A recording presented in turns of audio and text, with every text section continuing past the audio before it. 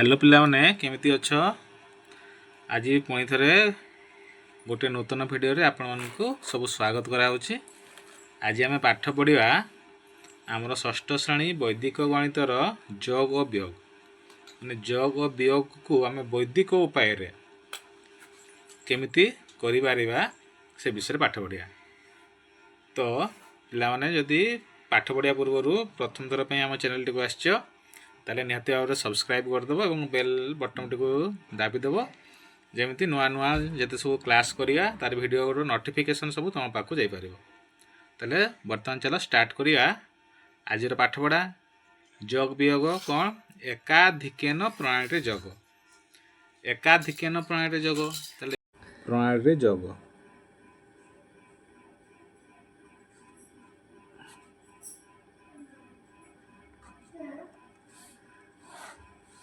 ताले कौन कौन एकाधिक चिन्हर मूल्य प्रथम आम जाना। एकाधिक चिन्हर मूल्य गोटे संख्यार जदि गोटे चिन्ह रहा तार मूल्य तार कौन प्रथम जाना। एकाधिक चिन्हर मूल्य ताले से कौन कौन जे कौन सी अंक उपर एकाधिक चिन्ह देले ताहा तार परवर्ती अंक बा संख्या को बुझाई थाए। कौन बुझल ताले ना जे कौन सी अंक उपर यदि चिन्ह रहिला एक चिन्ह थाउ किंबा एक रु अधिक चिन्ह थाउ ताहले आमे सही संख्याटा कौन बुझिबा ना तार परवर्ती संख्या बुझिबा। धरा जाओ मु गोटे चिन्ह देली शून्य ऊपर चिन्ह देली सेटा शून्य तापर चिन्ह देली शून्य ऊपर ताले गोटे चिन्ह अछि ता माने कौन बुझिबा यार परवर्ती संख्या तार परवर्ती संख्या किए एक। सेमती मु जदि दुई ऊपर जदि चिन्ह देली ताले तार परवर्ती संख्या केते तीन। सेमती जण कहबो मु एक ऊपर गोटे चिन्ह दियाला ताले यार वैल्यूटा केते हबो तार परवर्ती संख्या। ताले जे कौन सी संख्या रे जदि आमे चिन्हटे देबा ताहले तार मूल्यटा सर्वदा तार परवर्ती संख्या को बुझाई थाए। बुझेला या परे मु चिन्ह देबी तीन ऊपर चिन्ह ताले यार मूल्यटा कौन तार परवर्ती संख्या चार को बुझेबो। जदि चार ऊपर चिन्ह देबी ताले तार परवर्ती संख्या पाँच को बुझेबो। जदि पाँच ऊपर चिन्ह देबा ताले तार परवर्ती संख्या छः। सेमती छः ऊपर चिन्ह देले तार परवर्ती संख्या सात। ताले आम एथरु कौन जानछु जदि कौन सी संख्या बा अंक उपर जदि चिन्ह प्रयोग हुए चिन्ह दिया जाए ताहले तार मूल्यटी तार परवर्ती संख्या भाव आम बुझीथिबा। बुझेला जंती शून्य उपर चिन्ह देली ता माने कौन तार मूल्यटा कौन हैला एक हैला। सेमती ताले आम एई भलिया चिन्ह को नेकी जोग करिया केमती आम वैदिक उपाय रे जोग करिया। से जोग रो ना कौन एकाधिक एकाधिकेन प्रणाली रे जोग। ताले आसो देखिया गोटे जोग करिया जोग प्रक्रिया चिन्ह व्यवहार करिक आम जोग क्रिया करिया।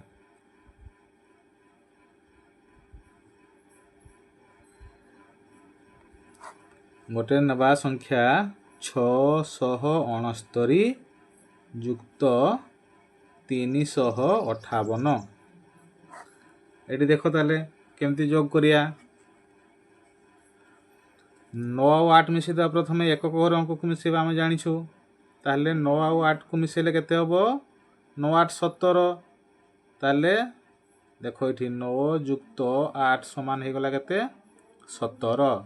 एठी मु लिखली केते एक घर अंक को लेखाला एक घर किए अंक 7 ताकू लेखाला आ एक को आम कौन करिया जेहेतु एक बड़ी पड़ला तेणु 6 ऊपर आम गोटे चिन्ह देदेबा। आम जानिछु चिन्ह दियाला माने तार मूल्य ता परवर्ती अंक हम बा संख्या हम ताले 6 रे जदि आम चिन्ह देबा ताले यार मूल्य केते गला वर्तमान 7 हे गला। ताले 7 आउ 5 मिसी जिवो ताले 7 आउ 5 मिसी गले केते हो 7 5 12। एक घर अंक को लिखिबा एठी केते 2 वर्तमान एक बड़ी पड़ला तेणु एठी गोटे चिन्ह देबा आमे 6 ऊपर ताले 6 ऊपर चिन्ह देली या दिया हला माने 6 रो मूल्य केते गला आ 6 रो मूल्य 6 की ना ना 6 रो मूल्य 6 नु वर्तमान 6 रो मूल्य केते गला 7।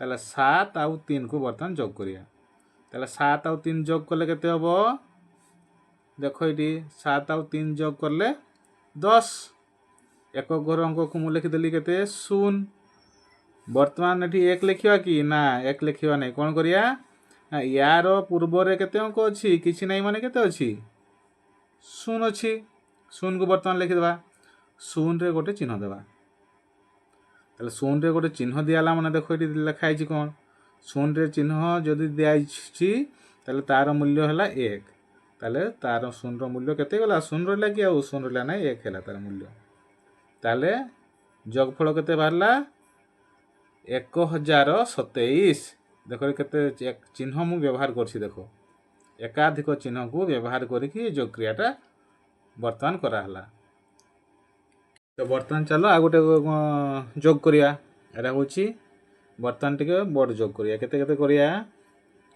2345 ଯୁକ୍ତ 1243 ଯୁକ୍ତ 2765 ତାହେଲେ ବର୍ତ୍ତମାନ ଏମାନଙ୍କୁ ଯୋଗ କରିବା ପ୍ରଥମେ କ'ଣ କରିବା ଏକକ ଘର ଅଙ୍କକୁ ଯୋଗ କରିବା ଏକକ ଘର ଯୋଗ କଲେ କ'ଣ ହେବ 5 ଆଉ 3 5 ଆଉ 3 ମିଶିଗଲେ 8 8 ଆଉ 5 8 ଯୁକ୍ତ 5 ସମାନ 13 13 ହେଲା ବର୍ତ୍ତମାନ ଦେଖ ମୁଁ ଏକକ ଘର ଅଙ୍କକୁ ଲେଖିଲି 3 ଏବଂ 4ର ବାମ ପଡ଼ୋଶୀ ଯିଏ ବାମ ପଟରେ ଯିଏ ଅଛି ତା ଉପରେ ଗୋଟେ ମୁଁ ଚିହ୍ନ ଦେଇଥିଲି ଚିହ୍ନ ଦିଆଲା ମାନେ 4 ଉପରେ ଚିହ୍ନ ଦିଆଲା ତାର ମୂଲ୍ୟ କେତେ ହେଇଗଲା ତାହେଲେ 5 ତାହେଲେ 5 ଏବଂ 4 ମିଶାଇ ଦେବା ବର୍ତ୍ତମାନ 5 4 9 9 ଆଉ 6 କେତେ 15 ବର୍ତ୍ତମାନ 15 ଲେଖା ହେଲା ଏକକ ଘର ଅଙ୍କକୁ ମୁଁ ଲେଖିଲି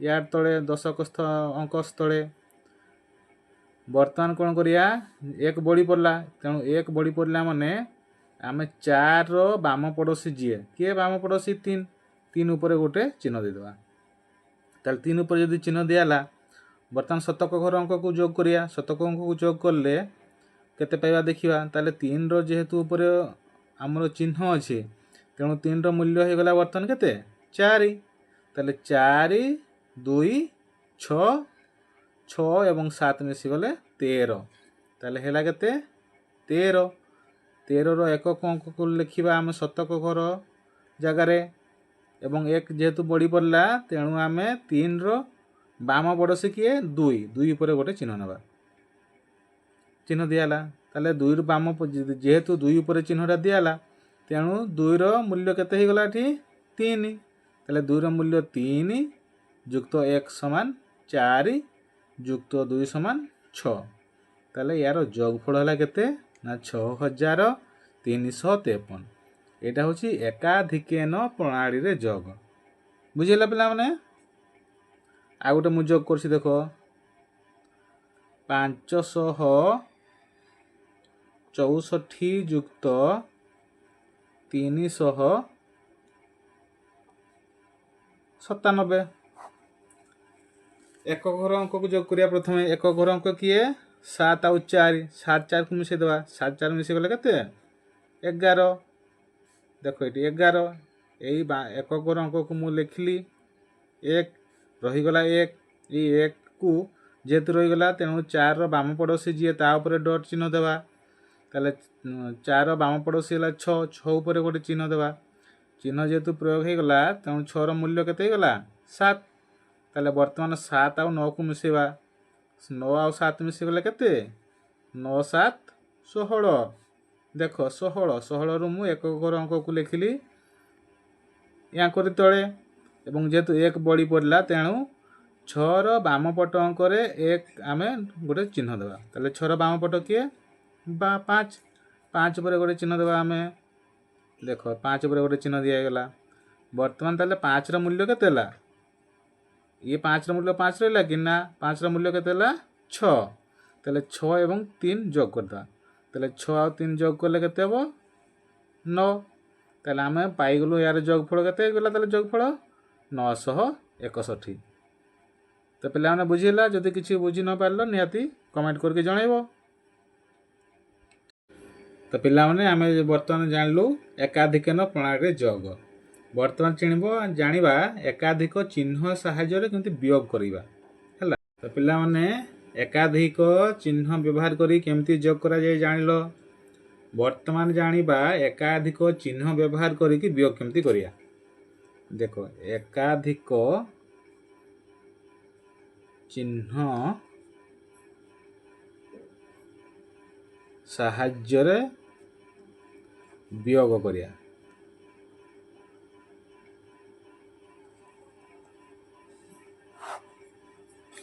ତାହେଲେ ବର୍ତ୍ତମାନ ବିୟୋଗ କରିବା 82 ରୁ 49 ବିୟୋଗ କରିବା। 49 ବିୟୋଗ କର ହେଲା। କେତେରୁ କେତେ 82 ରୁ 82 ରୁ 49 ଆମେ ବିୟୋଗ କରିବା। ତାହେଲେ ବର୍ତ୍ତମାନ ଲେଖିବା 82 ମାଇନସ୍ 49। ଏଠି ଲକ୍ଷ୍ୟ କର ଏଠି ଓ ଆମର ଇଏ ହେଉଛି ଉପର ସଂଖ୍ୟା, ଇଏ ହେଉଛି ତଳ ସଂଖ୍ୟା। ଉପର ତଳେ ଦେଖ ଏକକ ଘର ହେଉଛି 2, ଦଶକ ଘର ହେଉଛି ତଳ ସଂଖ୍ୟାର ଏକକ ଘର ହେଉଛି 9। ତେଣୁ ଏଟା ହେଲା 2 ଏବଂ 9। ତାହେଲେ 2 ଆଉ 9 ବିୟୋଗ ହେଇପାରିବ କି 2 ରୁ 9? ନା ବିୟୋଗ ହେଇପାରିବନି। ତାହେଲେ କ'ଣ କରିବା ନା ଆମେ ଯେଉଁଟା ବଡ଼ ଅଙ୍କରୁ ସାନ ଅଙ୍କକୁ ବିୟୋଗ କରିବା। ତାହେଲେ ବଡ଼ ଅଙ୍କରୁ ସାନ ଅଙ୍କ ବିୟୋଗ କରିଲେ କେତେ ହେବ ଏଠି ଦେଖ 9 ହେଲା ବଡ଼ ଅଙ୍କ, 9 ଆଉ 2 ମଧ୍ୟରୁ ବଡ଼ ଅଙ୍କ ହେଲା 9, ଛୋଟ ଅଙ୍କ ହେଲା 2। ତାହେଲେ 9ରୁ ମୁଁ 2 ବିୟୋଗ କଲି। ତାହେଲେ 9ରୁ 2 ବିୟୋଗ କଲେ କେତେ ହେବ 7। ଏଠି 7 ଲେଖିବା କି ନା 7 ଲେଖିବାନି। କେତେ ଲେଖିବା ନା ଏଇ ଯେଉଁ ବିୟୋଗ ଫଳ ବାହାରିଲା ସେ ଅଙ୍କମାନଙ୍କର ଯେଉଁ ବିୟୋଗ ଫଳର ପରମ ମିତ୍ର ଲେଖିବା। କ'ଣ ଲେଖିବା ବିୟୋଗର ନା ବିୟୋଗ ଫଳର ପରମ ମିତ୍ର। ତାହେଲେ ପରମ ମିତ୍ର କେତେ 7ର ପରମ ମିତ୍ର ନା 3। ଆମେ ଜାଣିଛୁ କ'ଣ ଜାଣିଛୁ ନା 10ରୁ ଯେଉଁ ଅଙ୍କକୁ ଆମେ ବିୟୋଗ କରିବା ବିୟୋଗ ଫଳ ଯାହା ବାହାରିବ ସେଇଟା ହେଉଛି ତା'ର ପରମ ମିତ୍ର। ତାହେଲେ 7ର ପରମ ମିତ୍ର କେତେ 10। କାହିଁକି 10ରୁ 7କୁ ବିୟୋଗ କଲେ ଆମେ 3 ପାଉଛୁ। ତାହେଲେ 10 ମାଇନସ୍ 7 ଇଜ୍ ଟୁ 3। ତେଣୁ ଏଇ ପରମ ମିତ୍ର ଯେତିକି ହେଲା ସେତିକି ଆମେ ତା ତଳେ ଲେଖିବା। ତାହେଲେ ୟା ତଳେ କେତେ ଲେଖିବା 3। ଯେହେତୁ ଆମେ ୟାଙ୍କର ବିୟୋଗ ଫଳର ପରମ ମିତ୍ର ନେଇଛୁ ତେଣୁ 9ର ବାମ ପଟର ଅଙ୍କ, 9ର ବାମ ପଟର ଅଙ୍କ କିଏ 4, ବାମ ପଡ଼ୋଶୀ ହେଲା 4। ଏଇ 4 ଉପରେ ଗୋଟେ ଡଟ୍ ଚିହ୍ନ ଦେବା। ତାହେଲେ ଆମେ ଜାଣିଛୁ ଡଟ୍ ଚିହ୍ନ ଦିଆହେଲା। ଯଦି 4 ଉପରେ ଡଟ୍ ଚିହ୍ନ ଦେବା ତାହେଲେ ତାର ମୂଲ୍ୟ କେତେ ହେଇଯିବ ନା ସେ 4 ନହେଇକି ତାର ମୂଲ୍ୟ ହେଇଯିବ ପରବର୍ତ୍ତୀ ସଂଖ୍ୟା 5 ହେଇଗଲା। ତାହେଲେ ଆମେ ବର୍ତ୍ତମାନ ଏଠୁ 8ରୁ ଆଉ 4 ବିୟୋଗ କରିବା କି ନା 8ରୁ ବର୍ତ୍ତମାନ ୟାର ପରବର୍ତ୍ତୀ ମୂଲ୍ୟ ଯେତିକି ହେଲା ପରିବର୍ତ୍ତିତ ମୂଲ୍ୟ ସେଇ ମୂଲ୍ୟକୁ ବିୟୋଗ କରିବା। ତାହେଲେ 8ରୁ ବର୍ତ୍ତମାନ ବିୟୋଗ ହେବ 5। ତାହେଲେ 8ରୁ 5 ଗଲେ କେତେ ନା 3। ତାହେଲେ ଏଇଟା ହେଉଛି ତାର ବିୟୋଗ ଫଳ। ଏକାଧିକ ଚିହ୍ନ ପ୍ରୟୋଗ କରିକି ଆମେ ବିୟୋଗ କଲୁ। ଦେଖ ଏଠି 4 ଉପରେ ଚିହ୍ନ ଦିଆହେଲା ଏବଂ ବିୟୋଗ ଫଳ ବାହାରିଲା। ତାହେଲେ ଆମର ବିୟୋଗ ଫଳ ବାହାରିଗଲା 82ରୁ 49 ଯଦି ଆମର ବିୟୋଗ ହେଇଗଲା ତାହେଲେ ବିୟୋଗ ଫଳ କେତେ ବାହାରିଲା ନା 33। ବୁଝି ହେଉଛି ନା ପିଲାମାନେ? ତାହେଲେ ଏକାଧିକ ଚିହ୍ନ ପ୍ରୟୋଗ କରିକି କେମିତି ଆମେ ବିୟୋଗ କଲୁ ଜାଣିପାରିଲ। ବର୍ତ୍ତମାନ ଆଉ ଗୋଟେ ବିୟୋଗ କରିବା ହେଲା। ଆଉ ଗୋଟେ ବିୟୋଗ କରିବା ଦେଖିବା ସେଟାରେ ତୁମର ଯାହା ବି କିଛି ଡାଉଟ୍ ଅଛି ସେଥିରେ ତୁମର କ୍ଲିୟର ହେଇଯିବ। ତ ଚାଲ ଆଉ ଗୋଟେ ବିୟୋଗ କରିବା। ତାହେଲେ ଆଉ ଗୋଟେ ବିୟୋଗ କରିବା ବର୍ତ୍ତମାନ 80,124ରୁ 38,346 ବିୟୋଗ କର। ବର୍ତ୍ତମାନ ୟାକୁ ବିୟୋଗ କରିବା କେତେ ନା 80,124 ମାଇନସ୍ 38,346। ଏଠି ଦେଖ ବର୍ତ୍ତମାନ ଏକକ ଘରେ କେଉଁ ଅଙ୍କଟା ବଡ଼ 6 ତଳେ ଅଛି ସିଏ। ତେଣୁ 6ରୁ 4 ବର୍ତ୍ତମାନ ବିୟୋଗ ହେବ। ତାହେଲେ 6ରୁ 4 ବିୟୋଗ ହେଲେ ବିୟୋଗ ଫଳ କେତେ ଏଠି ଦେଖ 6 ମାଇନସ୍ 4 ଇଜ୍ ଟୁ 2। ଏଠି 2 ଲେଖିବା କି 2 ଲେଖିବା ନାହିଁ। କ'ଣ ଲେଖିବା ଆମେ ଜାଣିଛୁ ଯେଉଁ ସଂଖ୍ୟାଟା ବାହାରେ ବିୟୋଗ ଫଳ ତାର ପରମ ମିତ୍ର ଲେଖାଯାଏ। ତାହେଲେ 2ର ପରମ ମିତ୍ର କେତେ ନା 8। ଆମେ ଏଇଠି ଲେଖିବା 8। ଯେହେତୁ ଏଠି ପରମ ମିତ୍ର ଲେଖା ହେଲା ତେଣୁ 6ର ବାମ ପଟ ଅଙ୍କ କିଏ 4, ସେଇଠି ଗୋଟେ ଚିହ୍ନ ଦେବା। ତାହେଲେ ବର୍ତ୍ତମାନ 4ର ମୂଲ୍ୟ କେତେ ହେଇଗଲା 5, ଉପରେ ଅଛି କେତେ 2, ତାହେଲେ 2ରୁ 5 ବିୟୋଗ ହେବ ନାହିଁ। ବଡ଼ ସଂଖ୍ୟା କିଏ ହେଇଗଲା ନା ତଳେ ରହିଗଲା 5, ସିଏ ହେଲା ବଡ଼ ସଂଖ୍ୟା। ବର୍ତ୍ତମାନ 5ରୁ ଆମେ 2 ବିୟୋଗ କରିବା। 5ରୁ 2 ବିୟୋଗ ହେଲେ କେତେ 3। ଦେଖ 5 - 2 = 3। 3 ଲେଖିବା କି ଏଠି ନା 3 ଲେଖିବାନି। କ'ଣ ଲେଖିବା 3ର ପରମ ମିତ୍ର ଲେଖିବା। ତାହେଲେ 3ର ପରମ ମିତ୍ର କେତେ 7। ଯେହେତୁ ପରମ ମିତ୍ର ଲେଖା ହେଲା 4ର ବାମ ପଟ ଅଙ୍କରେ ପୁଣି ଗୋଟେ ଚିହ୍ନ ଦିଆହେଲା। ଚିହ୍ନ ଦିଆହେଲା ମାନେ ୟାର ପରବର୍ତ୍ତୀ ମୂଲ୍ୟ ହେଇଗଲା କେତେ 4। ଉପରେ ଅଛି 1, ତଳେ ରହିଲା 4। 1ରୁ 4 ବିୟୋଗ ହେବ କି ହେବନି। ତେଣୁ ତଳ ସଂଖ୍ୟାରୁ ଉପର ସଂଖ୍ୟାକୁ ବିୟୋଗ କରିବା। ତାହେଲେ ତଳ ସଂଖ୍ୟା ହେଲା 4, 4ରୁ 1 ବିୟୋଗ ହେଇଗଲା କେତେ 3। 3ର ପରମ ମିତ୍ର କେତେ 7, ଆମେ 7 ଲେଖିବା। ଯେହେତୁ ପରମ ମିତ୍ର ନିଆହେଲା ତେଣୁ ୟାର ବାମ ପଟ ଅଙ୍କରେ ପୁଣି ଗୋଟେ ଡଟ୍ ଚିହ୍ନ ଦିଆହେବ। ଡଟ୍ ଚିହ୍ନ ଦିଆହେଲା ମାନେ ୟାର ମୂଲ୍ୟ କେତେ ହେଇଗଲା 8 ମୂଲ୍ୟ 9 ହେଇଗଲା। ଉପରେ ଅଛି 0, ତାହେଲେ ବଡ଼ ସଂଖ୍ୟାରୁ ସାନ ସଂଖ୍ୟା ବିୟୋଗ ହେବ, ଅର୍ଥାତ୍ 9ରୁ 0 ବିୟୋଗ କରିବା। ତାହେଲେ 9ରୁ 0 ବିୟୋଗ ହେଲେ ବିୟୋଗ ଫଳ ହେଲା 9। 9 ଲେଖିବା କି 9 ଲେଖିବାନି। କେତେ ଲେଖିବା ନା 9ର ପରମ ମିତ୍ର ଲେଖିବା। 9ର ପରମ ମିତ୍ର କେତେ 1, 9 × 10। ତେଣୁ ଯେହେତୁ ପରମ ମିତ୍ର ଲେଖା ହେଲା ପୁଣି ତାର ବାମ ପଟ ଅଙ୍କରେ ଗୋଟେ ଚିହ୍ନ ଦେଇଦେବା। ଚିହ୍ନ ଦିଆହେଲା ମାନେ 3ର ମୂଲ୍ୟ କେତେ ହେଇଗଲା 4। ଉପରେ ଅଛି ବଡ଼ ସଂଖ୍ୟା 8, ତେଣୁ 8ରୁ 4 ବିୟୋଗ କରିବା। 8ରୁ 4 ବିୟୋଗ ହେଇଗଲେ 4। ଏଇଟା ହେଲା ତାର ଉତ୍ତର। ତାହେଲେ 80,124 ମାଇନସ୍ 38,346 = କେତେ ହେଲା ନା 41,778। ଏଇଟା ହେଲା ଉତ୍ତର। ବୁଝିହେଲା? ଯଦି ବୁଝି ନ ପାରିଲ କମେଣ୍ଟ କରିକି ନିହାତି ଜଣେଇବ। ପାଠପଢ଼ା ପିଲା କେମିତି ଲାଗୁଛି ଟିକେ ନିହାତି କମେଣ୍ଟ କରିକି ଜଣେଇବ। ଭଲ ଲାଗୁଛି କି ନାହିଁ, ବୁଝି ହେଉଛି କି ନାହିଁ, କେଉଁଠି ଯଦି କିଛି ଡାଉଟ୍ ରହୁଛି, ସନ୍ଦେହ ରହୁଛି ତାହେଲେ ନିହାତି କହିବ। ବର୍ତ୍ତମାନ ଆଉ ଗୋଟେ ବିୟୋଗ କରିବା। କ'ଣ ନା ଋଣାଙ୍କ ସାହାଯ୍ୟରେ ବିୟୋଗ।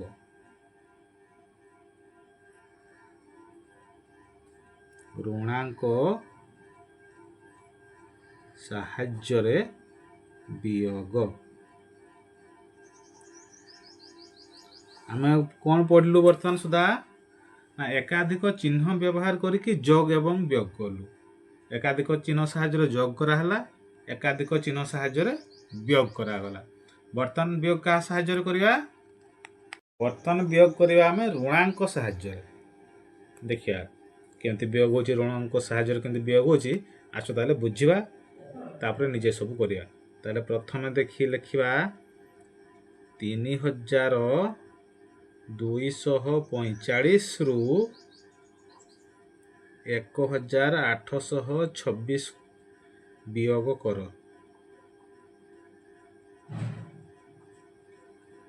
ତାହେଲେ ପିଲାମାନେ ଆମେ 3,245ରୁ 1,826କୁ ବିୟୋଗ କରିବା ହେଲା।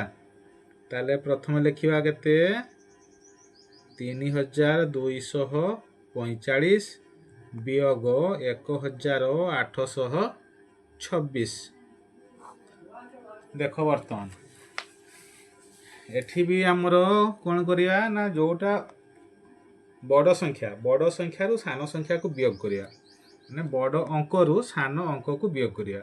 ତାହେଲେ ଏକକ ଘର ଅଙ୍କ କିଏ କିଏ 5 ଏବଂ 6। 5 ଏବଂ 6ରୁ ଆମର ବଡ଼ ସଂଖ୍ୟା କିଏ 6। ତେଣୁ 5ରୁ ଆଉ 6 ତ ବିୟୋଗ ହେଇପାରିବନି। ତେଣୁ କ'ଣ କରିବା 6ରୁ 5କୁ ବିୟୋଗ କରିବା। ତାହେଲେ 6ରୁ ଯଦି ଆମେ 5 ବିୟୋଗ କରିବା ତାହେଲେ ବିୟୋଗ ଫଳ କେତେ 6ରୁ 5 ଗଲେ 1। ତ ଏଇଟା ହେଲା ଆମର ଯେହେତୁ ତଳୁ ଉପର ସଂଖ୍ୟା ବିୟୋଗ ହେଉଛି ତେଣୁ ଇଏ ହେଲା ଆମର ଗୋଟେ ଚିହ୍ନ ଦେଇଦେବା ଉପରେ। ଏଇଟା ହେଉଛି ଋଣାଙ୍କ ଚିହ୍ନ କୁହାଯାଏ। ବୁଝି ହେଉଛି? ତଳ ସଂଖ୍ୟାରୁ ଯଦି ଉପର ସଂଖ୍ୟାକୁ ବିୟୋଗ କରିବ ତାହେଲେ ବିୟୋଗ ଫଳ ଯେତିକି ହେଲା ତା ଉପରେ ଗୋଟେ ମାଇନସ୍ ଚିହ୍ନ ଦେଇଦେବ। ଋଣାଙ୍କ ଚିହ୍ନ, ଏହାକୁ ଓଡ଼ିଆରେ ଋଣାଙ୍କ ଚିହ୍ନ କୁହାଯାଏ। ବର୍ତ୍ତମାନ ଦେଖ ଏଠି 4 ଓ ତଳେ ଅଛି 2। 4 2 हम आमर आराम से वियोग हो पार तेणु 4 2 को आम वियोग करदे 4 2 वियोग हेले वियोगफल 2 शतक घर अंक देख शतक घर ऊपर रहा 2 तले रहा 8 2 रु 8 वियोग हम कि हेनी तेणु बड़ संख्या किए तले अच्छी 8 छोट संख्या किए ऊपर अच्छी 2 तेणु तलु ऊपर वियोग करा तले है 8 8 रु 2 वियोग हो गले के 6 जेहेतु तल संख्या रु ऊपर संख्या वियोग होची तल अंक रु ऊपर अंक वियोग होची तेणु 6 ऊपर आम कौन चिन्ह देवा ऋणांक चिन्ह देवा बा माइनस चिन्ह देवा बर्तमान 1000 अंक देख 1000 अंक देखिले कौन पाइबा ना ऊपर अंक बड़ अच्छी तल अंक छोट अच्छी तेणु ये आराम से वियोग हो पार ताले 3 रु 1 गले के 2 यहाँ वियोगफल कि ना एटा वियोगफल नुह एटा वियोगफल नुह या पर आ गोटे स्टेप अच्छी तार आ गोटे सोपान अच्छी कौन से सोपानटा बर्तमान यही जो संख्या गुड़िक रहा एमानकर सबू जो ऋणांक चिन्ह जो गुड़ा अच्छी तांकर सब परम मित्र आम नबा ताले बर्तमान आम जो संख्या ऋणांक संख्या अच्छी से ऋणांक संख्या रो परम मित्र नबा एवं जोटा धनांक संख्या से कौन हो सब देखा गोटे स्टेप स्टेप बाय स्टेप कर चलले जापर तुम मैंने एक उपर ऋणांक चिन्ह अच्छी तेणु 1 रो परम मित्र केते 9 9 1 रे 9 मिसी गले 10 तेणु 9 है यार परम मित्र तार पूर्ववर्ती संख्या किए 2 बाम पड़ोसी ताले ये जो धनांक संख्या 2 अच्छी ये 2 रु आम 1 वियोग करवा तार पूर्ववर्ती संख्या नवा ताले 2 रु 1 वियोग हो गले केते 1 बा 2 रो पूर्ववर्ती संख्या है 1 बर्तमान तार बाम पड़ोसी किए 6 ऋणांक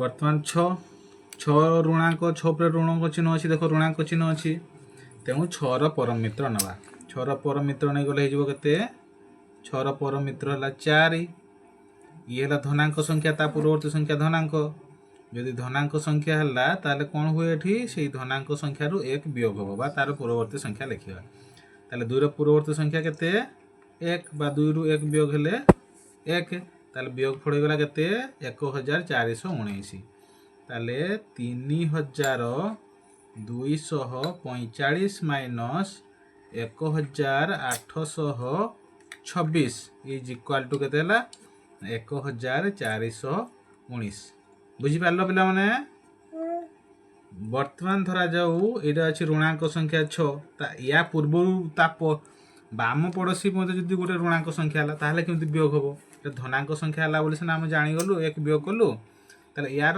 पूर्ववर्ती संख्या मते जदि ऋणांक संख्या हला ताहले केमति वियोग हबो चलो देखिबा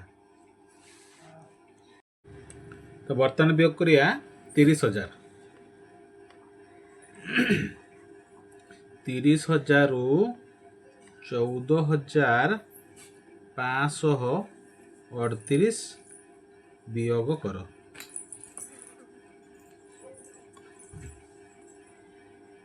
ताले करिया वियोग वर्तमान 30,000 माइनस 14,538 देख ये है ऊपर संख्या है 0 एक घर अंक को देखिए प्रथम ऊपर अंक है 0 तल अंक है 8 तेणु तलु आम ऊपर को वियोग करवा तलु 8 रु 0 वियोग हो गले केते 8 रु 0 वियोग हेले 8 तो जेहेतु तल संख्या रु ऊपर संख्या वियोग है तेणु ए ऋणांक चिन्ह दिगला 8 ऋणांक 10 घर अंक देख 10 घर ऊपर अच्छी 0 तले अच्छी 3 तेणु ए तल अंक रु ऊपर अंक वियोग हम तेणु 3 रु 0 वियोग करिया 3 रु 0 वियोग हो गले केते 3 किंतु जेहेतु तल अंक रु वियोग होची एठी मते हम ऋणांक चिन्ह देबा शतक घर अंक देख 100 घर अंक होची 0 ऊपर अंक तल अंक होची 5 तेणु एथिरे मध्य तल अंक रु ऊपर अंक वियोग हम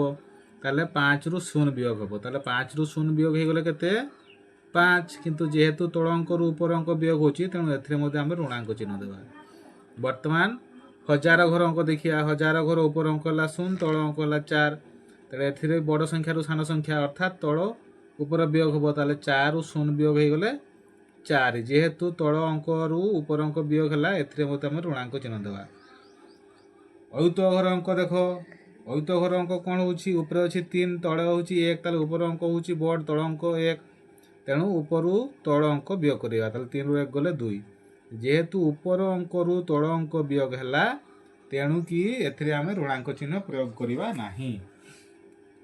ବର୍ତ୍ତମାନ କ'ଣ କରିବା ଦେଖିବା ନା ବର୍ତ୍ତମାନ କରିବା କ'ଣ ନା ଏଇ ଯେଉଁ ଋଣାଙ୍କ ଅଛି ଯେଉଁ ଚିହ୍ନ ଯେଉଁ ଅଙ୍କ ଗୁଡ଼ିକର ଋଣାଙ୍କ ଚିହ୍ନ ଅଛି ସେଇ ଚିହ୍ନ ଗୁଡ଼ିକର ପରମ ମିତ୍ର ନେବା। ତାହେଲେ ଦେଖିବା ତାହେଲେ 8 ଋଣାଙ୍କ ଅଛି ତାହେଲେ 8ର ପରମ ମିତ୍ର କେତେ ନା 8ର ପରମ ମିତ୍ର ହେଉଛି 2। ଆମେ ପୂର୍ବରୁ କ'ଣ ଥିଲା ନା ପୂର୍ବରୁ ଥିଲା ଏଠି ଧନାଙ୍କ ସଂଖ୍ୟା ଥିଲା ଧନାଙ୍କ ସଂଖ୍ୟା ଯେହେତୁ ଥିଲା ଏଥିରେ ଯୋଗ ହେଇଯାଉଥିଲା ଯୋଗ ହେଇଗଲେ ସରି ବିୟୋଗ କରୁଥିଲୁ 1 ବିୟୋଗ କରିକି ସେ ଲେଖା ହେଉଥିଲା କିନ୍ତୁ ଏଥିରେ କ'ଣ ସଂଖ୍ୟା ଅଛି ଋଣାଙ୍କ ସଂଖ୍ୟା ଅଛି ତେଣୁ ଏଥିରେ ବିୟୋଗ ହେବ କି ବିୟୋଗ ହେବନି ତାର ଉଲ୍ଟା ହେବ।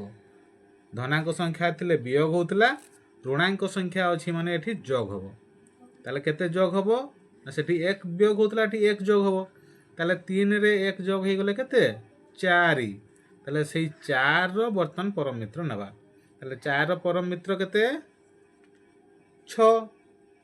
ବର୍ତ୍ତମାନ ତାର ପୂର୍ବରୁ କେତେ ଅଛି ନା 5 ଋଣାଙ୍କ ଅଛି 5 ଋଣାଙ୍କ ଅଛି ମାନେ ଆମେ କ'ଣ ଜାଣିଲୁ ବର୍ତ୍ତମାନ ଯେ ଋଣ ସଂଖ୍ୟା ଥିଲେ ବା ଋଣାଙ୍କ ଚିହ୍ନ ଥିଲେ ସେଥିରେ 1 ଯୋଗ ହେଇଯିବ ତାହେଲେ 1 ଯୋଗ ହେଇଗଲେ କେତେ ହେବ 5ରେ 1 ଯୋଗ ହେଇଗଲେ 6 ତାହେଲେ 6ର ପରମ ମିତ୍ର ନେବା 6ର ପରମ ମିତ୍ର କେତେ 4 ତାହେଲେ 5ର ବାମ ପଡ଼ୋଶୀ ଅଙ୍କ କିଏ ନା ଋଣାଙ୍କ 4 ତାହେଲେ ଯେହେତୁ ଏଥିରେ ମଧ୍ୟ ଋଣ ଚିହ୍ନ ଅଛି ଋଣାଙ୍କ ଚିହ୍ନ ଅଛି ତେଣୁ ଏଥିରେ ମଧ୍ୟ 1 ଯୋଗ କରିବା ତାହେଲେ 4ରେ 1 ଯୋଗ ହେଇଗଲେ କେତେ ହେବ 5 5ର ପରମ ମିତ୍ର ନେବା ତାହେଲେ 5ର ପରମ ମିତ୍ର କେତେ 5 ତ ତାର ବାମ ପଡ଼ୋଶୀ କିଏ ଧନାଙ୍କ 2 ଏଥିରେ ଋଣାଙ୍କ ଚିହ୍ନ ନାହିଁ ମାନେ ଇଏ ଧନାଙ୍କ ତାହେଲେ ଯେହେତୁ ଧନାଙ୍କ ସଂଖ୍ୟା ଇଏ ତେଣୁ ଏଥିରେ ଆମେ 1 ଯୋଗ କରିବା କି ନା 1 ଯୋଗ କରିବା ନାହିଁ କେବଳ ଋଣାଙ୍କ ଚିହ୍ନ ଥିଲେ 1 ଯୋଗ ହେବ ଇଏ ଯେହେତୁ ଧନାଙ୍କ ସଂଖ୍ୟା ତେଣୁ ଏଥିରେ 1 ବିୟୋଗ ହେଇଯିବ ତାହେଲେ 1 ବିୟୋଗ ହେଇଗଲେ କେତେ ହେବ 2ରୁ 1 ଗଲେ 1 ଏଇଟା ହେଉଛି ତାର ବିୟୋଗ ଫଳ